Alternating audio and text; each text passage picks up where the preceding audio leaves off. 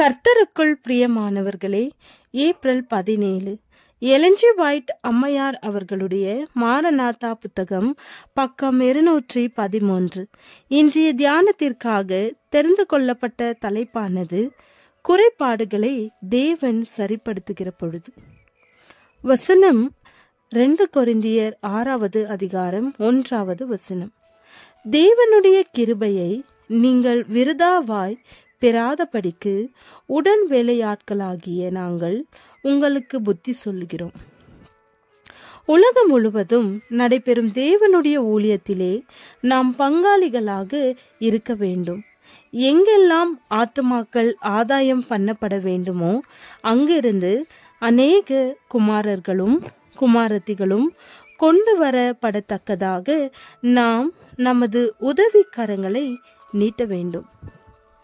முடிவு சமீபம். இந்த காரணத்திற்காக ஊழியத்திற்கு உதவக்கூடிய ஒப்படைக்கப்பட்ட அனைத்து திறமைகளையும் அனைத்து செயல் துணைகளையும் மிகவும் அதிகமாக பயன்படுத்த வேண்டும்.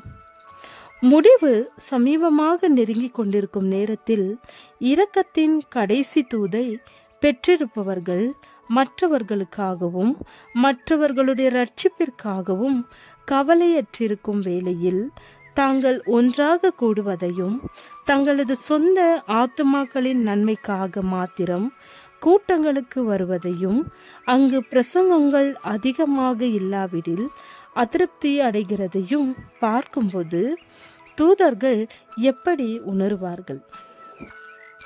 உயிரோட்டம் உள்ள விசுவாசத்தினால் கிறிஸ்துவோடு இணைக்கப்பட்டிருக்கும் அனைவரும் அவருடைய தெய்வீக தன்மைக்கு பங்காளிகளாயிருப்பார்கள்.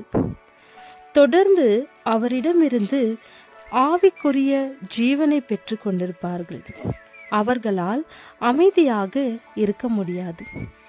உயிர்நிலை பெற்றிருக்கும் போது தன்னை எப்பொழுதும் செயலிலே காட்டுகிறது. இருதயம் உயிரோடு இருக்கும், ஆனால் உடலின் ஒவ்வொரு பகுதிக்கும் ஜீவனை கொடுக்கும் இரத்தத்தை அனுப்பி கொண்டிருக்கும். யாருடைய இருதயங்கள் எல்லாம் ஆவிக்குரிய உயிரோட்டத்தால் நிறைந்திருக்கிறதோ அவர்கள் அதை வெளிப்படுத்தத்தக்கதாக எவரும் அவர்களை வற்புறுத்த அவசியமில்லை. அவர்களிடமிருந்து தெய்வீக ஜீவனானது கிருபையின் வளர்ப்பு மிக்க வேகத்தில் பாய்ந்தோடும். அவர்கள் ஜெபிக்கும் பொழுதும் பேசும் பொழுதும் ஊழியம் செய்யும் பொழுதும் தேவன் மகிமைப்படுகிறார்.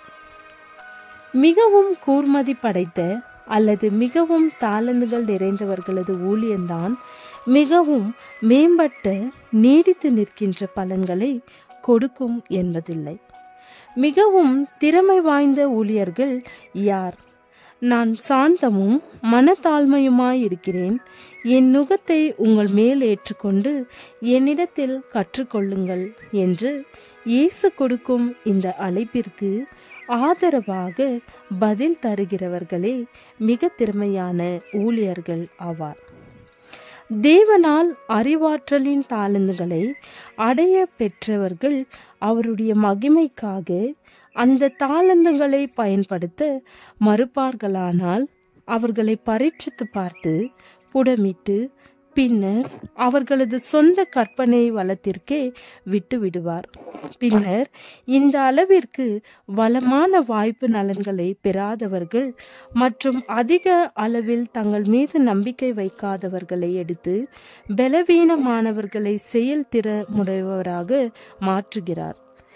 ஏனெனில் தங்களால் செய்யக்கூடாத காரியங்களை தங்களுக்காக தேவன் செய்ய வேண்டும் என்று அவர் மீது அவர்கள் முழு நம்பிக்கையையும் வைக்கிறார்கள்.